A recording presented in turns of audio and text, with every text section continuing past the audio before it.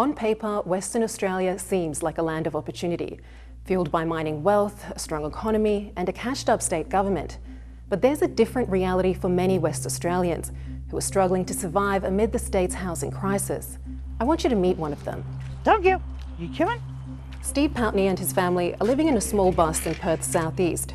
Just 3 years ago, Steve was living in Geraldton, earning good money as a FIFO worker and living in his own home. My son ended up coming to live with me, and it got hard managing work and being there for my son, so I decided to stay home and be there for him. And the bank foreclosed on my mortgage.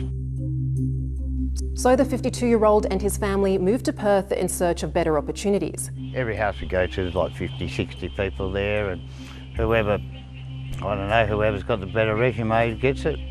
This is mainly our entertaining area. We have TVs when we got enough power. Steve's family has been parked in this spot for 2 months, but will probably have to move again soon. So how did we get here? And where do we even begin trying to fix it?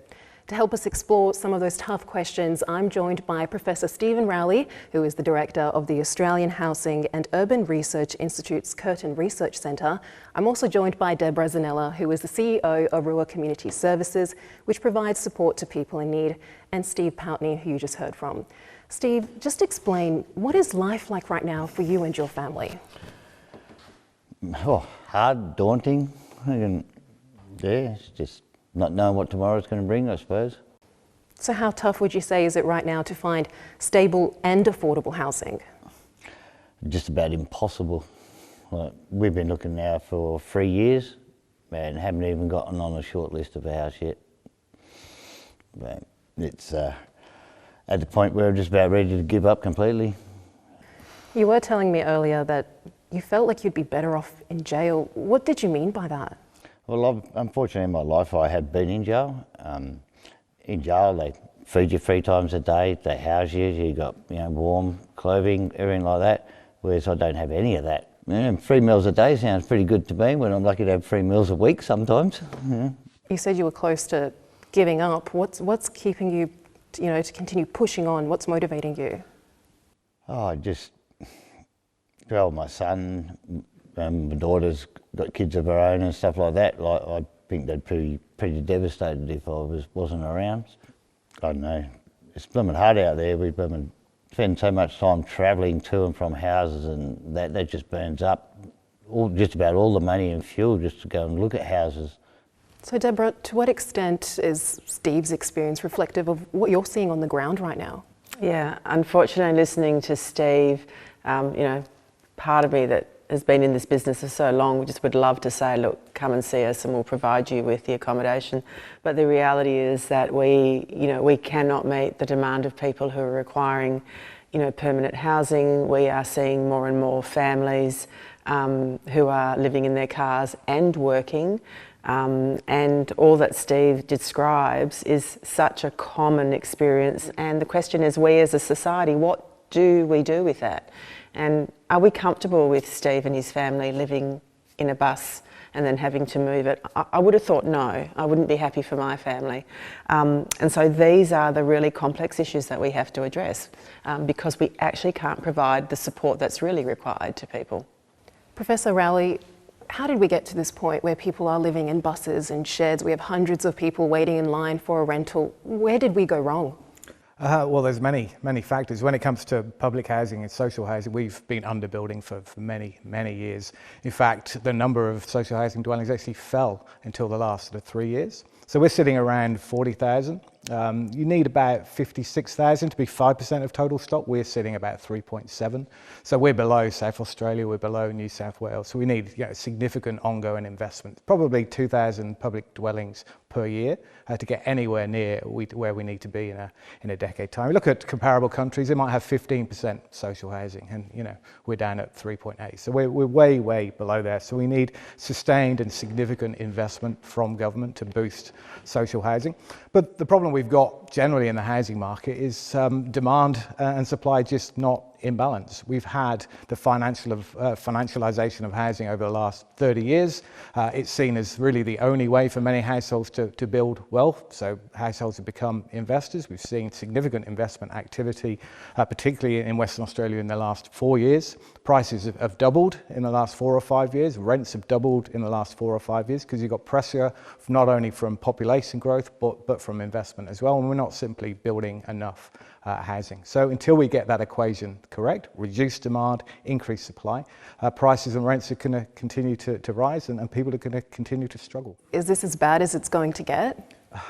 Well, I hope so, but I can't see things improving significantly. So wages have increased maybe 20% over the last 4 years, and prices have almost doubled. So we're falling further and further behind where we need to be. We're not going to see any significant wage growth. The only reason we're going to see a significant drop in rents and prices is if we have some sort of economic shock, increasing unemployment, and people cannot then meet their mortgage or rent payments, and nobody really wants that. So unless we build our way out of the crisis, and we don't have the capacity to do that in Western Australia, we're not going to get supply to a level where it's really going to have a massive impact on prices. So I think there will be gradual improvements, particularly in the rental market, and we might see rent stabilising and coming down over the next 2 years. But in terms of a typical household being able to afford a typical dwelling, we're a long way off that. I mean, Steve, listening to that, how does that make you feel, knowing it's not going to fix anytime soon? My bus looks like it's going to be staying where it is for quite some time. It's just, I can't even find somewhere to park it. So that's an issue on its own. And it's not even we're not even looking for a house or anything like that. Just somewhere that we can be and be allowed to stay there. There's not even that. And hearing that nothing's going to change in the near future, well, I haven't really got much to take home with me then. It's the same old day for me, just getting by day. And Steve, for people who are watching who may not understand how difficult it is to break out of this situation, what do you want them to understand?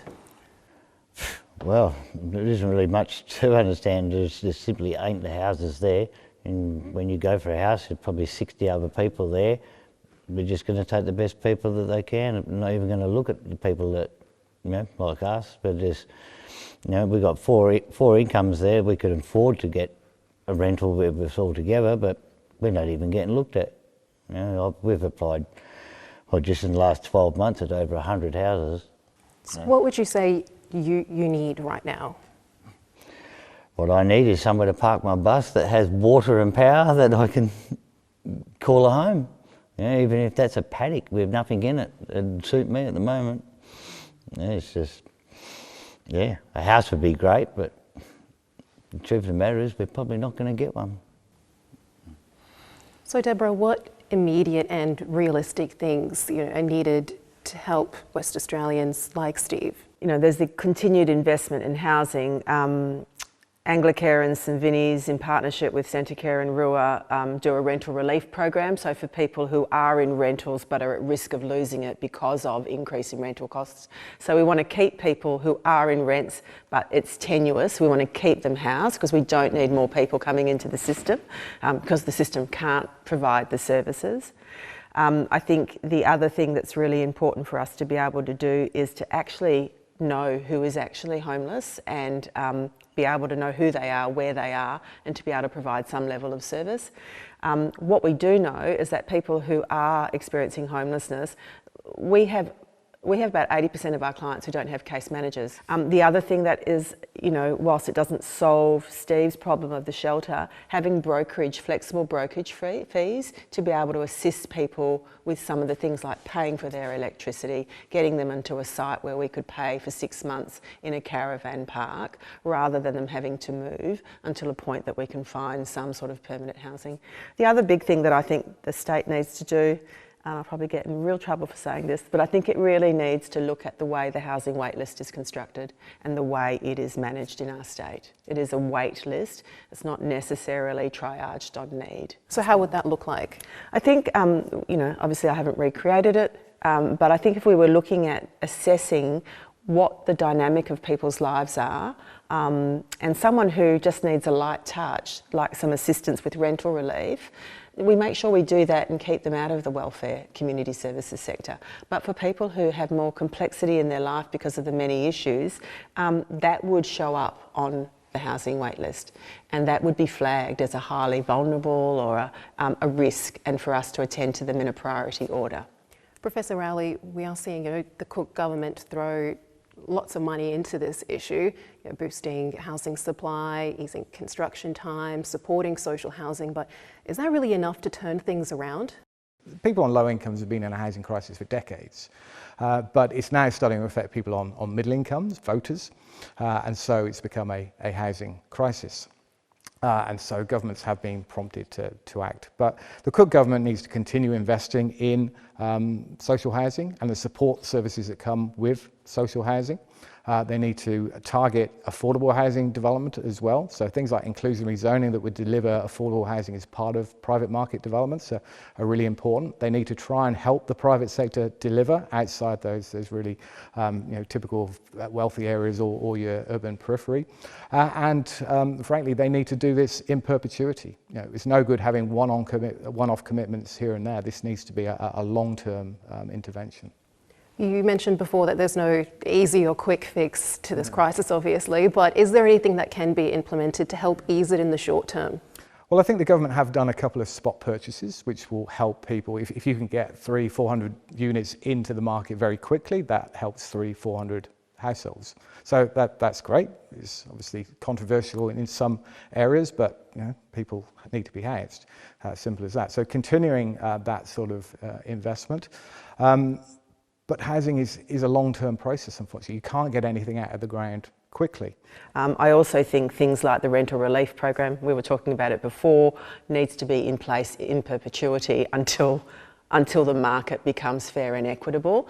So preventing people from falling into homelessness because rental affordability or their mortgage becomes so prohibitive that they become homeless. So if we can stop the tide coming in and work with what we have, I think that would be a critical commitment from the Cook government. And given that they've extended the rental relief program for another year, that's great. I would really ask and beseech them to look at a 5 to 7 year investment in this rather than short term, because from a workforce strategy and also from a consumer perspective, you've got it for another year, but then what happens after that? Living with a level of insecurity is not a great space for any individual to be in.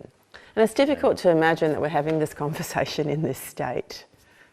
Truly, it is difficult to imagine that we've accepted this as a community, that people can live in their bus in a paddock without flowing water in 2025 in a country and in a state in particular that flourishes. There's people living in the bush doing exactly what I'm doing because they've got nowhere to go.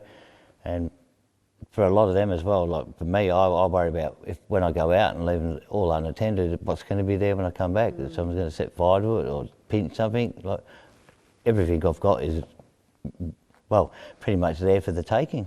I could go home now and it might all be gone. It's become a lot more visible now, hasn't it? Well, in the Perth area, as of May 2025, there's over 1,400 people just in the greater Perth area that are rough sleeping or couch sleeping.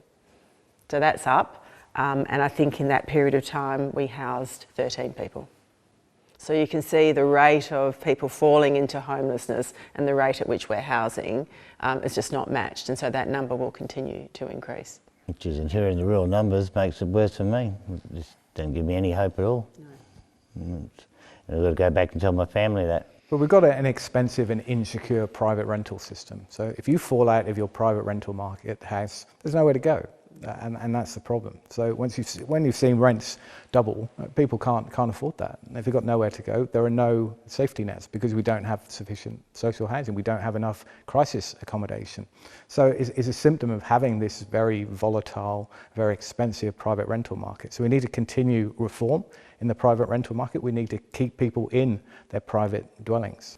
And Steve, you've been living this experience for the last 3 years. Have you found any support helpful at all? The people like at the Friday night meals, they've been very, very helpful for me. I'm happy to do anything they need me to do, like to get by.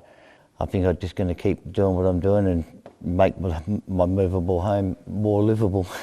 So, and if there's other people out there, don't throw your camping gear out because you're going to need it. So Steve, when you think about your future, say 1 year from now, what do you hope your living situation looks like? Oh, I hope to be in a house, actually, like, you know, sitting in front of the TV, drinking a beer and watching my grandkids run around. But the likelihood of that happening is nil.